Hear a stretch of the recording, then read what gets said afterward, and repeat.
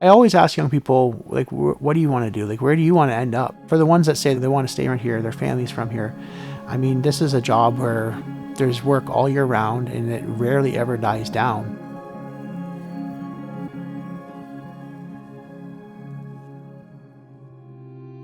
My name's Dan Snodden. I work at Graveners Plumbing, Heating, Electrical as the electrical manager. I'm a licensed master electrician. Every company that is an electrical contractor has to employ a master electrician or have one within the company. So a day for me, I'll come in around 7 o'clock, start organizing the day. Once they're out, I'll start my day. I might go out do service calls, I might be doing quotes. I have a pretty big variety of things that I do. When I was in high school, I was a typical teenager. I didn't really know what I wanted to do. It wasn't until we did shop class and we were doing electrical, I was like, hey, this is kind of fun. So I got talking to my dad, my mom, and they're like, oh, well, you should talk to so-and-so. They're an electrician and your grandfather was a plumber. So that's kind of how it all went down. Right out of high school, I did full day co-op. I was lucky because my grandfather knew the people that owned the company I worked for. I eventually got signed up as an apprentice. I did my apprenticeship there. With the apprenticeship, it's 5 years or 9,000 hours. So in that term, you have to go to school 3 times. At that time, Georgian didn't have an electrician program. Otherwise, I would have went there. Obviously, it was a lot closer. By that time, I went to Peterborough. I finished my schooling and I wrote the CFQ. I didn't get it the first time. I took a pre-exam course and got it the second time. It wasn't very often you passed on the first try, but you can write as many times as you need to. To be honest, back in those days, it wasn't that easy to get an apprenticeship because there was a lot of people looking for jobs in the trades back then. When you got an apprenticeship, you were kind of lucky. You had to work pretty hard for it, whether it's working extra hours, working weekends, and just showing up every day with a positive attitude and doing what's asked. I think that goes a long ways, and stay humble. I worked for 3 years as a licensed electrician, then I got my master's. If you do decide to get your master's and the company you work for needs a master electrician, the benefits are definitely there. The money is definitely worth it. Keep in mind you take all the responsibility for the work being done, so they have to make it worth your while.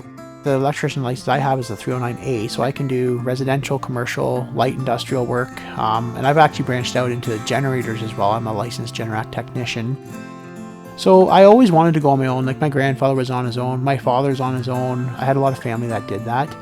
So I worked for, I believe it was 5 years as the master electrician, and then I decided to go on my own. I actually left on a very good note. I actually gave them my notice, and I didn't give them the time that I was leaving. I waited for them to find another master electrician before I left, which is the best decision I ever made because it left that door open for me, right? And then once I was on my own, I was working by myself, right? I had no apprentice, I had nobody to help me, right? So after a while, that wore me a little bit.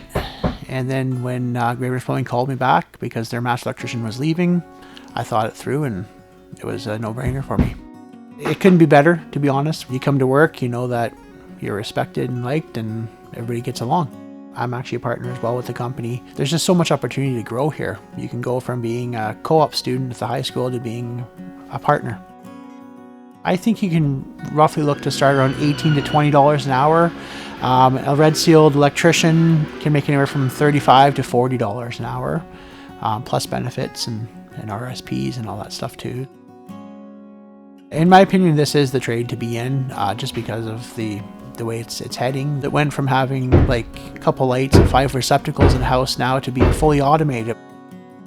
It is a nice feeling when you go into a job and you finish it and it looks nice and the owners are complimenting you. I've also done places where it's been in magazines in the end, right? Well, I see myself being here for probably the next 20 years and then retiring. My son he says he wants to be an electrician, so we'll see. He's only 8 right now, so I'd love for my son to get into it because it would mean he'd always have a job. He could stay in this area and have a job. I always ask young people, like, what do you want to do? Like, where do you want to end up? For the ones that say they want to stay around here, their family's from here. I mean, this is a job where there's work all year round and it rarely ever dies down.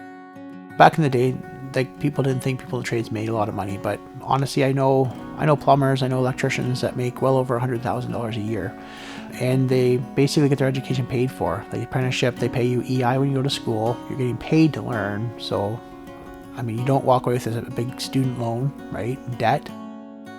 Well, Georgian College has the program now, which is great. It gives people a head start, right? So I'd say do that, find a placement, and just be humble. You'll be irreplaceable.